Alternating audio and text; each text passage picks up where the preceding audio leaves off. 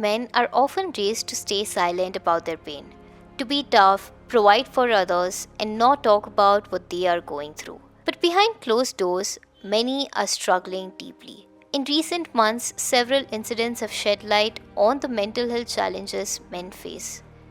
Manav Sharma, a 30-year-old TCS employee, died by suicide in Agra, leaving behind signs of emotional and marital distress.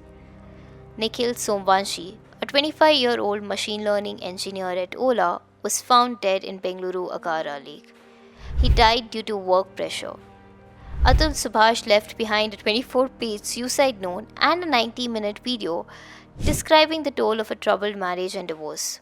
And then there is the chilling case of Raja Raghuvanshi, who was allegedly murdered by his wife just days after their wedding. These are not isolated events, they are part of a deeper ongoing crisis. As we observe Men's Mental Health Month, this year's theme, Closing the Empathy Gap, reminds us how urgently we need to listen, understand, and act. Why are so many men suffering in silence? What role do emotional neglect, toxic relationships, and societal expectations play? And most importantly, how can we bridge the growing gap between what men feel and what they are allowed to express? To help us understand these questions, we are joined by Dr. Paras Sharma, a counseling psychologist and director of the Alternate Story, which is a mental health startup based in Bengaluru. He's also an adjunct assistant professor at Surana College. Today, he helps us explore what it truly means to close the empathy gap and how we can build a more compassionate space for men to be heard. Thank you so much, sir, for joining us firstly. And as a psychologist, please first help us understand what does this year's Men's Mental Health Month theme mean? That is, closing the empathy gap. What does it exactly mean? I think, first of all, thanks for hosting this conversation. Men's mental health is a very important and honestly not talked about enough topic. I think, defining empathy in itself is an important thing for us to know. We don't have a very clear understanding about what it means to empathize with somebody. We get angry on other people's behalf. We sympathize, we pity other people, but we don't really know what it is to share somebody's pain. And so much of my own research and my own practice on men's mental health has shown me that men don't reach out to other men and offer them support and offer them reassurances. So I think to me, when I hear this theme, what it immediately tells me is that it is important for us to try and understand men's mental health from the point of view of men, which means that the person offering the empathy has to go out of their way to make that empathic connection with the other person. The other person has to, make the effort to understand the world from this person's frame of reference. And most importantly, I teach this to my students also, is that empathetic connection is not made unless you convey the empathy. So if you hold all the love, all the care, all the concern for somebody, but they never hear about it from you, there is no empathy connection that has been made between the two of you. So sharing empathy also means expressing it directly to the other person. So I think what that means is, when people are still with us, when people are still part of our lives, and I'm not saying, as alive or not, I'm saying when people are part of our lives as friends, as colleagues, as classmates, it's important for us to let them know that they are loved, they are appreciated. And when somebody is important to us in our lives, we need to reach out to them. We need to check in on them. That's the only way in which that connection is going to be established and maintained. Without that, everybody is going to continue living in silos and thinking that nobody knows what's going on with me. Nobody cares about me also. So that's the atmosphere that we generally find in the world. That's the thing that we are trying to break. To start actually making the conversations easier by talking about their feelings and actually expressing empathy. So, because usually we talk about women's Correct. children, but we rarely take in men's emotions into our everyday conversations. Also, Correct. uh, in India, one of the concerns is that, as per government data at least, we have seen that suicide rate is higher among men as compared to women. And can you help us understand why is that happening? I mean, some of the reasons for that are purely statistical. There are more men in this country than there are women.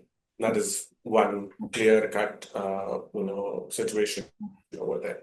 Second thing is that when a man dies in mysterious circumstances, there is much more scrutiny. If you actually look at the same data from which the statistic comes from, which is the National Crime Records Bureau data, you will see a lot of bizarre causes in what you would think as accidental deaths. Mhm. And you will see that a majority of the deaths over there are people of other genders. So you will have things like stovetop explosion. There'll be hundreds, if not thousands, of deaths of stovetop explosions or accidental consumption of poison. And you'll see the majority of those deaths are actually women's deaths. So there is one argument to be made that there is a misfiling of the data of suicides. The suicide data is almost same as the gender ratio in practice. Maybe it might be slightly lopsided in favor of men because our gender ratio is lopsided. But there's definitely an underreporting of women's suicides because it gets filed in other places. That is one thing. The second thing, of course, is that patriarchal ways of coping, masculine ways of coping, ensure that when a person is attempting suicide, that they generally have access to more lethal means and they attempt it also in much more lethal means, which means that permanent disability or death is usually inevitable in those cases. So death by hanging, death by jumping off something, or by using like a gun or something are things that men do much more often. Women generally tend to use more passive means to try and do that. So like a drug overdose, or is one of the reasons which women most often do it. But men end up using more lethal means when they attempt suicide. So there are, again, statistics which say that male completed suicides are higher, but the rates of self-harm, which are non-lethal, are higher amongst other genders. So there is that thing also that male attempts to suicides are much more aggressive, much more lethal. The means used ensure that the fatality rate in such things is quite high. And what are the reasons, common reasons that you find in your male clients specifically, or uh, in practice that you might have come across regarding men's suicidal cases? It's as varied as our society is, honestly speaking. So there's a large chunk of male suicides in our national data, Mm. which I would say are systemic reasons. These are not a mental health crisis, but this is an economic crisis. So failure in business, insurmountable debts, loss in say like stock markets and things like that. Those are some kinds of reasons why a lot of suicides happen. Almost all the farmer suicides Are are economic economic crisis. suicides. Failure in examinations or failure to get a seat in a particular institution of one's choice or inability to cope with the study pressures of a particular institution. These are spaces where there are many high rates of suicide in such kinds of places.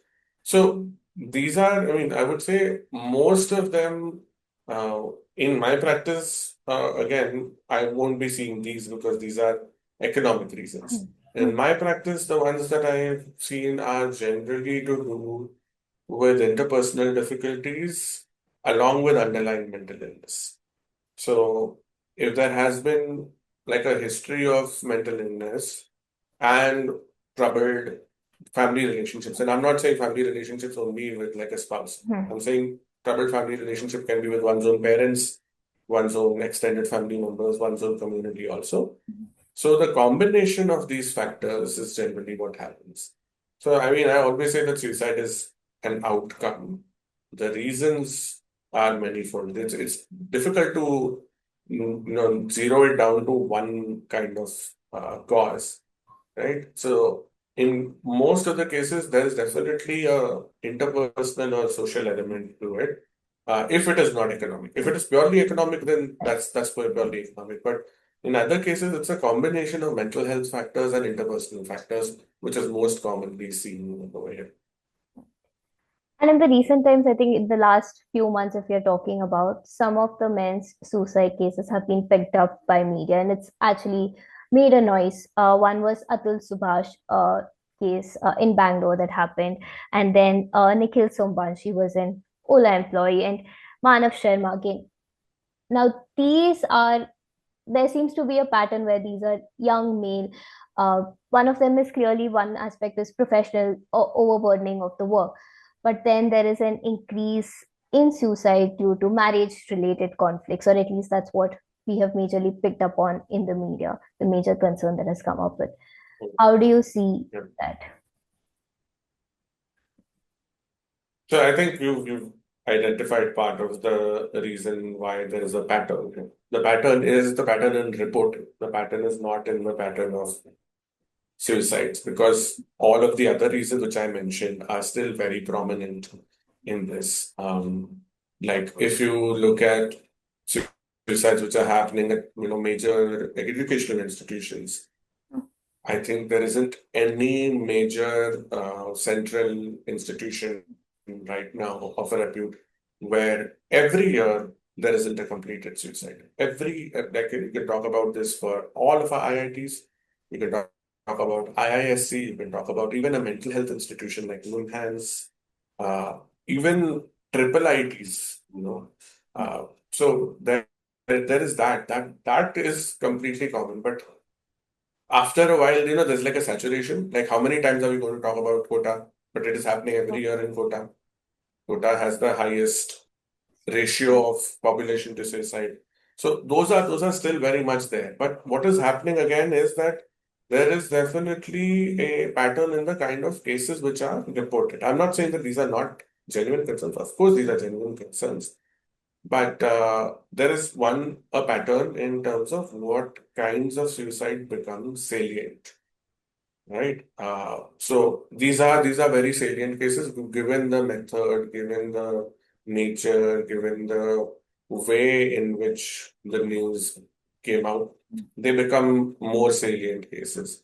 I would say, from a theoretical perspective, I think one thing that I will say is that patriarchal ways of going about things, capitalistic ways of going about things, are responsible. So if you're talking about a workplace mindset where you are supposed to be able to tolerate a boss who is hurling abuses at you, asking you to work 12 to 16 hours a day, and you're supposed to think of that as normal. You're not supposed to think of that as an abusive workplace environment. Um, that is the norm Yeah, for us. We think that's that a person who normalized. is at a managerial level, so we think that a person who's an authority figure, managerial level, supervisory level, has to be very strict and even abusive to their co-workers to make them do the most, right? So that normalization is responsible for something like this.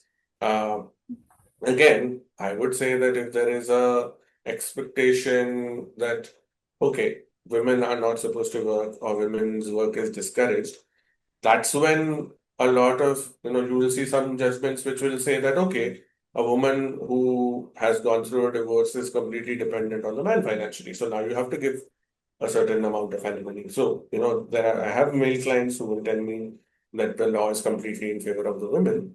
Most of the time, women are not getting good amount of alimony and things like that.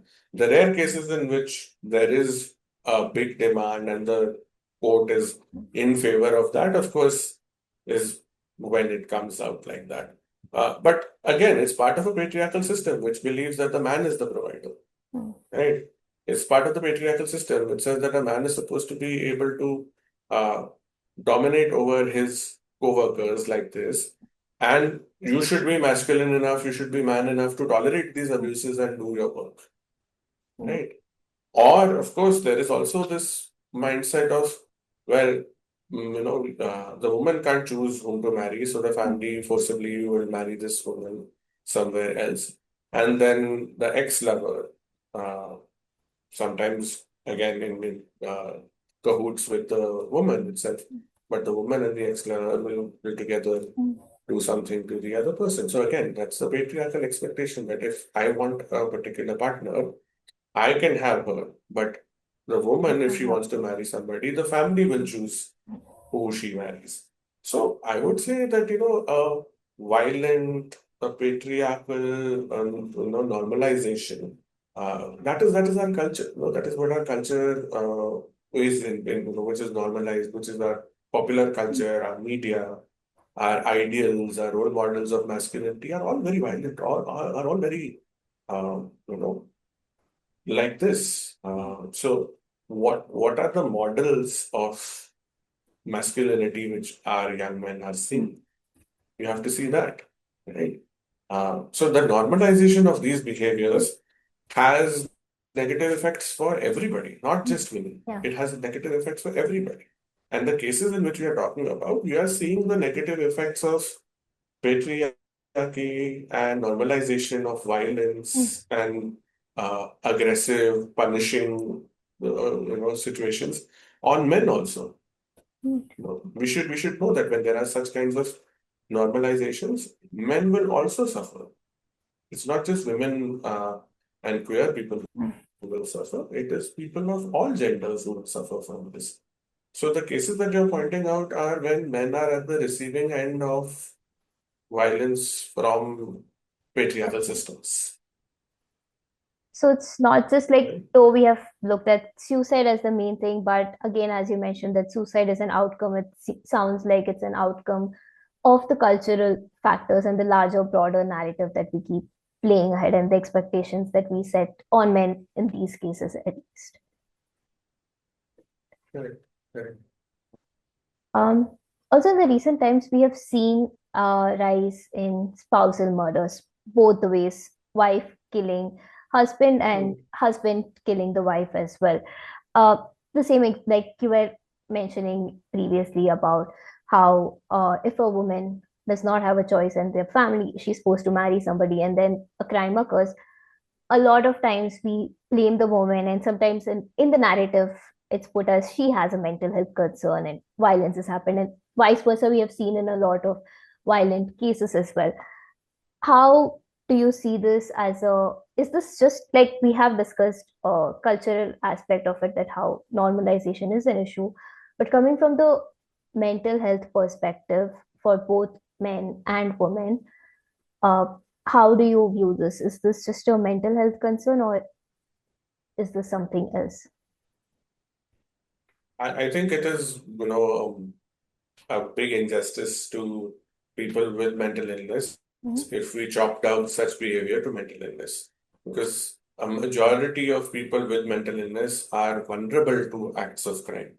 Uh, and a majority of the cases of crime are not committed by persons with mental illness, right? So when we're thinking about something meticulously planned and premeditated, like murder, that is showing planning, that is showing preparation, that is showing many attempts to cover one's tracks, that is showing many attempts to throw off the investigation in a certain direction also. That amount of planning and functioning, uh, you will not say is coming from a place of mental illness. There's no mental illness which is compelling somebody to do this. Like I said, right, it is the normalization of such kinds of things that conflict resolution doesn't exist. Conflict resolution which is non-violent, conflict resolution which is amicable, is not the popular option. If you go to a family court, you will have people swearing at each other, hurling abuses, calling each other all kinds of things. If in one of those situations somebody then later on wants to take revenge at somebody, or somebody who is exposed to such a situation, going through a divorce case or something like that, and then it takes a toll on them, it is not surprising. But counseling, mediation, trying to do like a peaceful settlement of things is not something which a lot of times people are resorting to.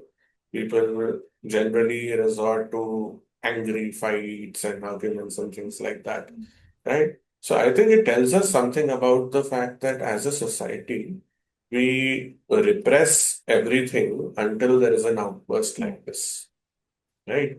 Um, and then that is what is seen. In any culture which talks about being very polite, very gentle, very kind, is actually repressing a lot of its difficult conversations most of the time. And then there are these outbursts.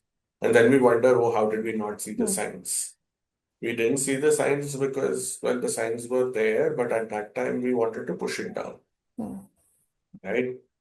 So if if things between two people were not good and one of them ends up hurting or killing the other person, uh, the signs would have been there, but there would have been a pressure, usually socially, to stay married, to stay with this person. You also have to, like, we can imagine why would somebody resort to killing somebody in a very aggressive and a brutal manner when actually the outcome that they want is to not be with this person and to be with somebody else, right?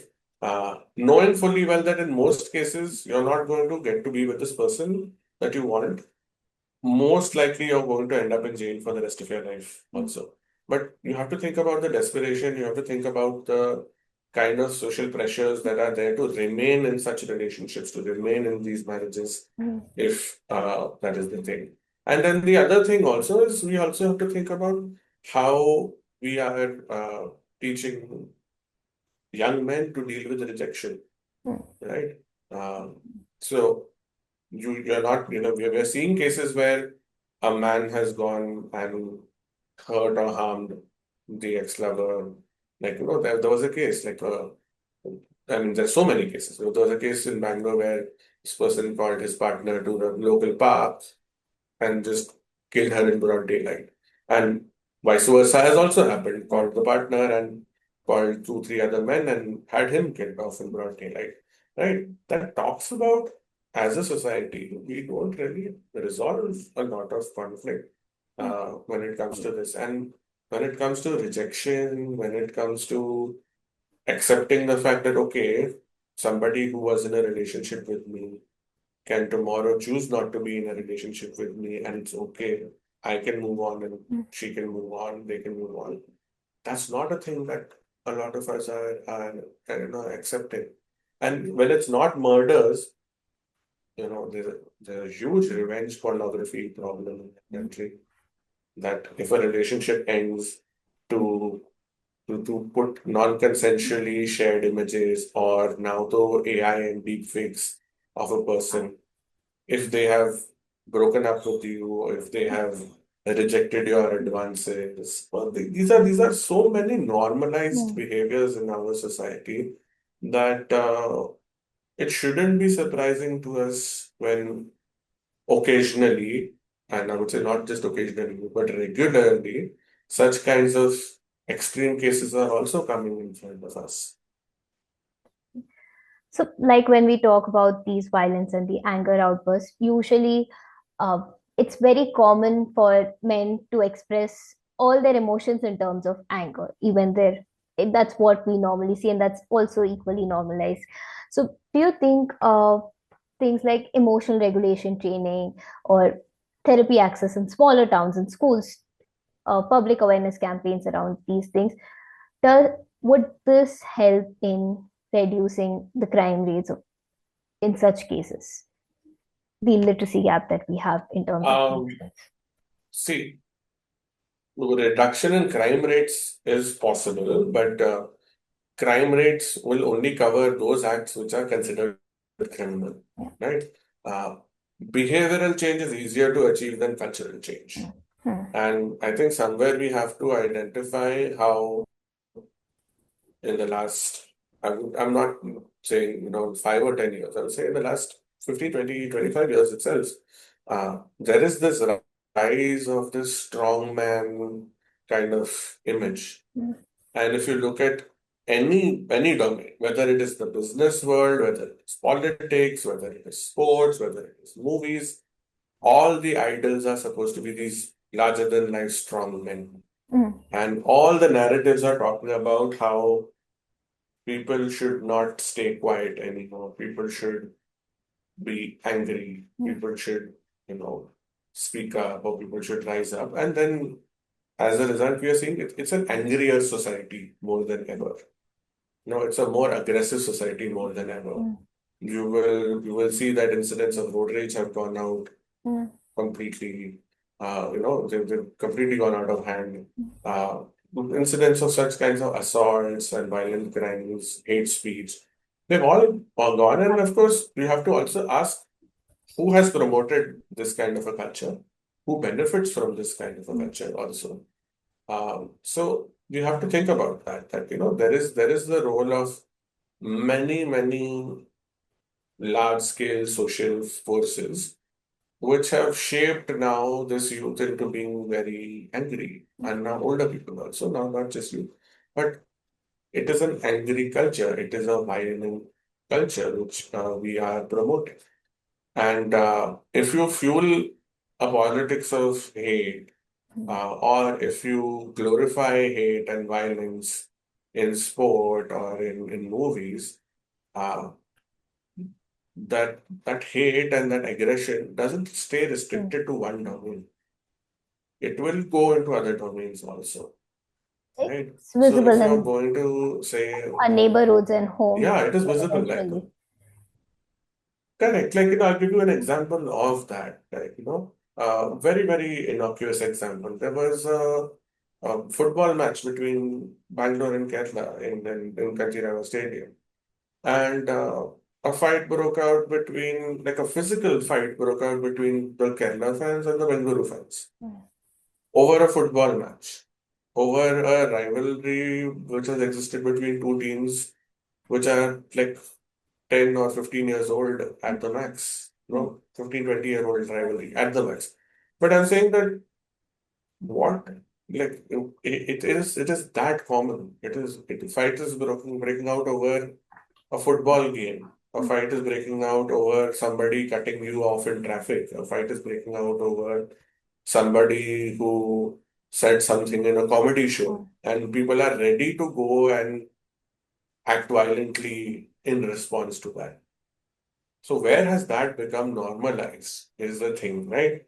Because usually everybody will say no, violence is a bad thing, Mm. but there are certain thresholds or certain situations in which every group will say, oh, you crossed this line, now we are allowed to be violent. Now we are allowed to be Mm. aggressive towards you, right?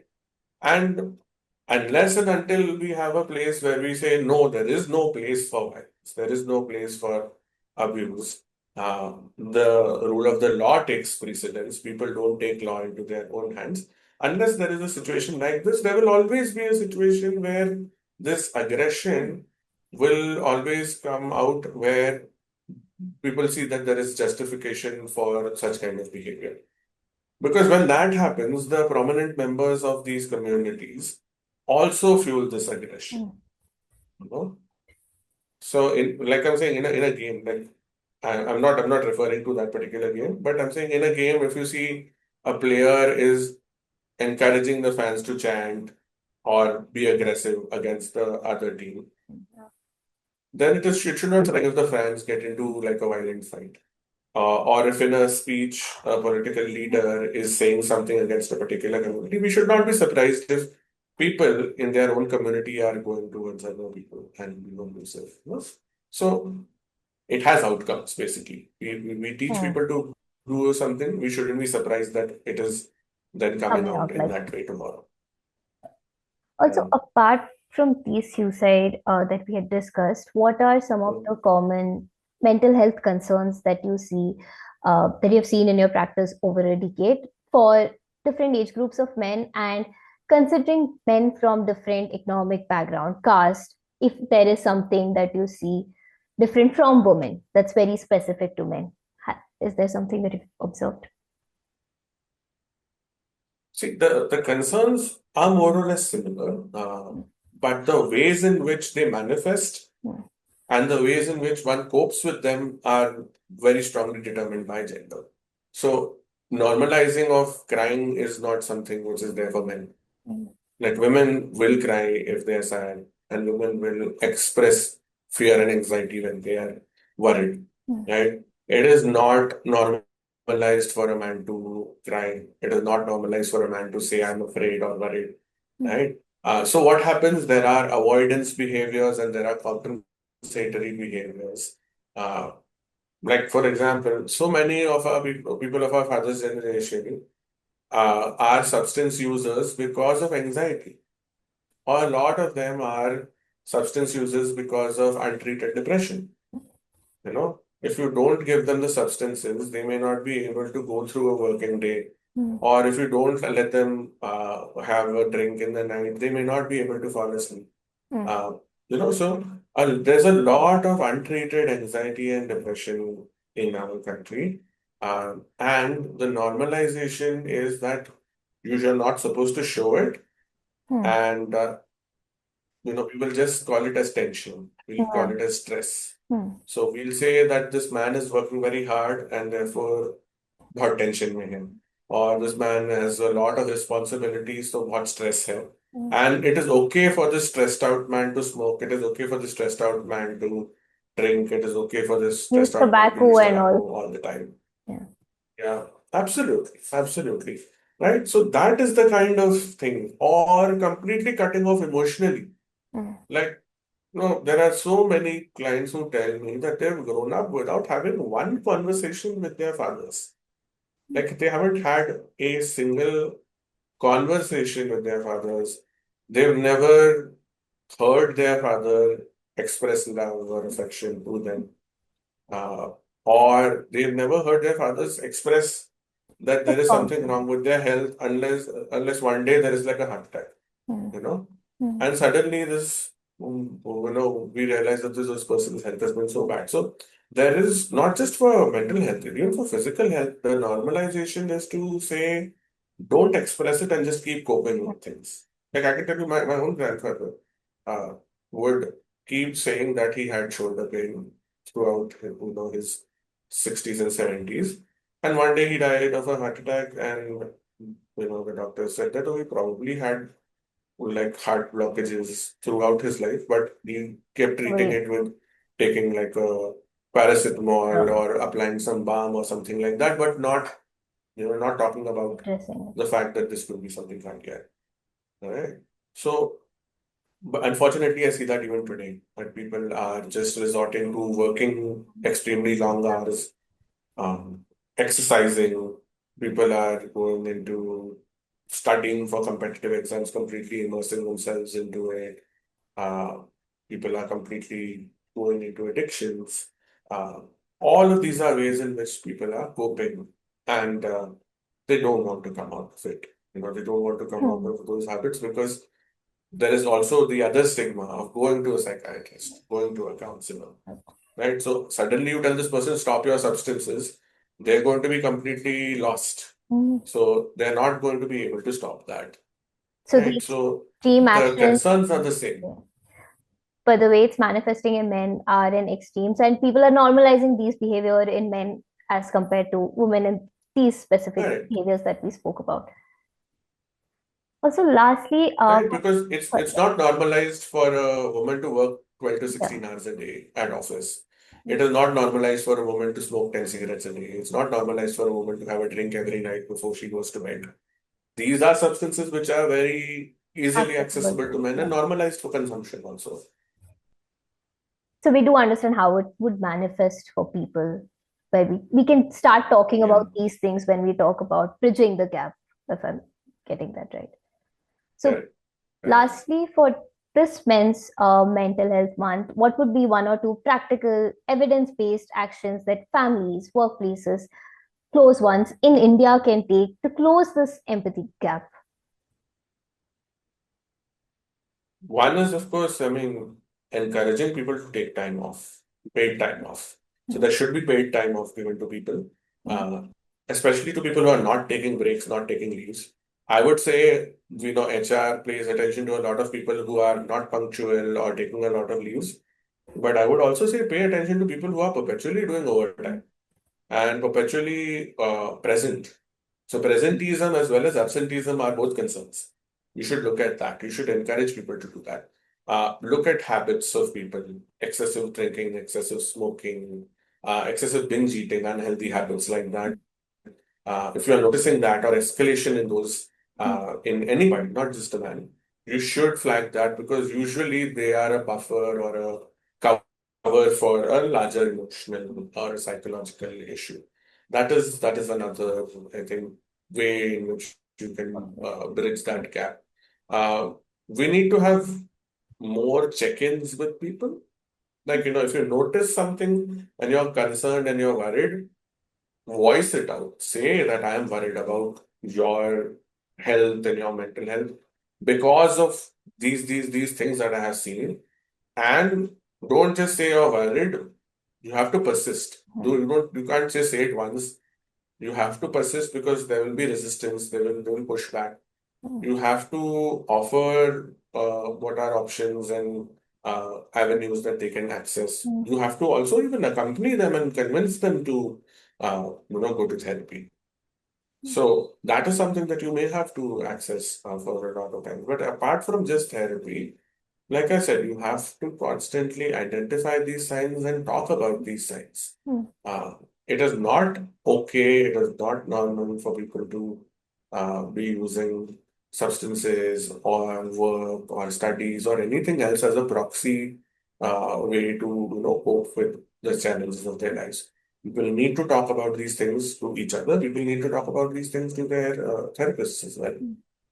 So that, and I mean, one more thing I would say, I mean, I keep saying this, we do need more men in mental health because men are not going to come to therapy if they see only women because most of these men are not conditioned to talk to women about anything, let alone their deepest and most vulnerable things. So if I don't see a person who looks like me on the other side, I'm not going to feel Understands comfortable to talk. how they grow up, understand the cultural aspect of it as well. Yes, yes.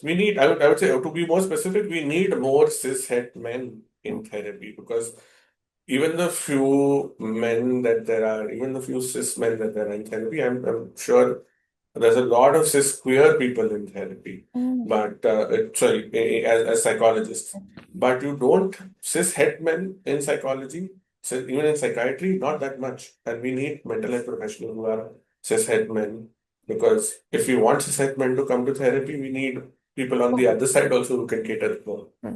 Understand the problem better also. So just to summarize it, having an empathetic conversation, expressing yourself empathetically as well, and looking at the cultural normalization and catching these things at the moment would really help in bridging this gap. Absolutely. Thank you. Thank you so much, sir.